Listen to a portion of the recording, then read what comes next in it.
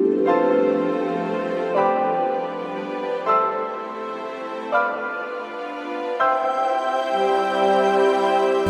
जरा हटके हिंदी में आप सभी का एक बार फिर से स्वागत है।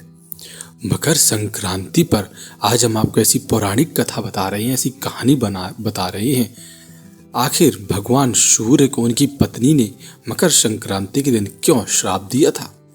मकर संक्रांति से जुड़ी एक पौराणिक कथा के बारे में बात करते हैं। मकर संक्रांति पर इस बार तिथि को लेकर बड़ी उलझन है। पंचांग में सूर्य के मकर राशि में गोचर की अलग अलग समय है। इसकी वजह से कई सारे पंडितों का मानना है कि मकर संक्रांति की उत्तम जो तिथि है वह 14 जनवरी ही है। मकर संक्रांति पर गंगा दशहरा, दान, पुण्य और पूजा का पाठ का विशेष महत्व है। इस दिन लोग गुड़, काले कंबल, ऊनी कपड़े और खिचड़ी का दान शुभ मानते हैं। साथ ही विशेष रूप से तिल का दान करना भी अत्यंत फलदायी होता है।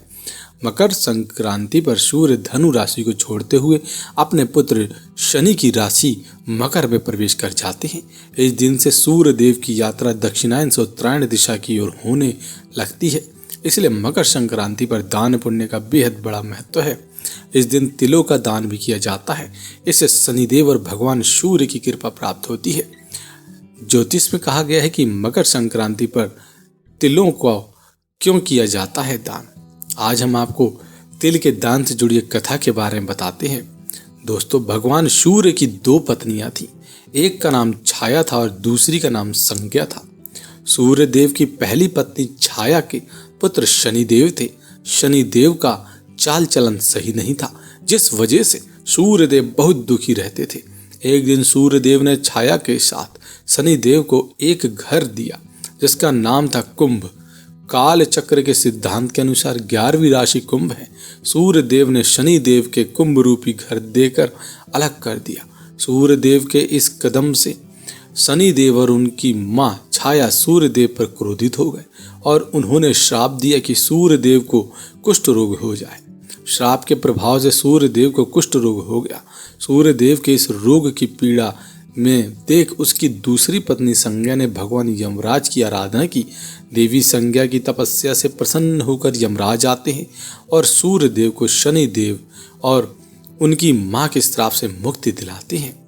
ऐसे मिले शनि देव के 2 घर। सूर्य देव जब पूरी तरह स्वस्थ हो जाते हैं तो अपनी दृष्टि पूरी तरह कुंभ राशि पर केंद्रित कर देते हैं। इससे कुंभ राशि आग का गोला बन जाती है, यानी शनि देव का घर जल जाता है। जिसके बाद छाया और शनि देव बिना घर के घूमने लगते हैं। तब सूर्य देव की दूसरी पत्नी संज्ञा को आत्मग्लानि होती है। वह सूर्य देव से शनि देव और छाया को माफ करने की विनती करती है।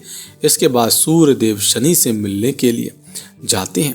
जब शनिदेव अपने पिता सूर्य देव को आता देखते हैं तो वे अपने जले हुए घर की ओर देखते हैं।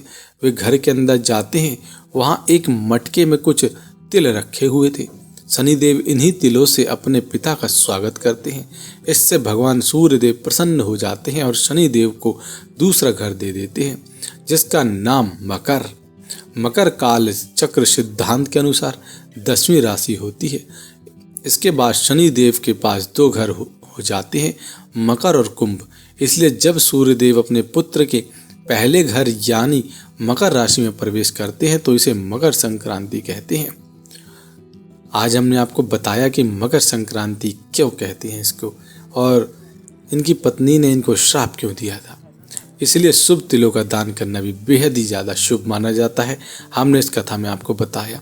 मान्यता यह भी है कि इस दिन जो भी भक्त पूजा, यज्ञ और दान के अलावा खाने में तिल का उपयोग करते हैं उनसे सूर्यदेव बेहद प्रसन्न होते हैं और सुख समृद्धि का आशीर्वाद प्रदान करते हैं। यही वजह है कि मकर संक्रांति पर तिल के दान को खाने में और दान करने में उपयोग किया जाता है, बेहद ही शुभ माना जाता है। आज हमने आपको इसकी पौराणिक कहानी भी बता दी। यदि आपको ये कहानी पसंद आई हो तो इसको शेयर करना बिल्कुल ना भूलना और यदि आप चैनल पर नया है तो चैनल को सब्सक्राइब कर देना और वीडियो को लाइक कर देना। धन्यवाद।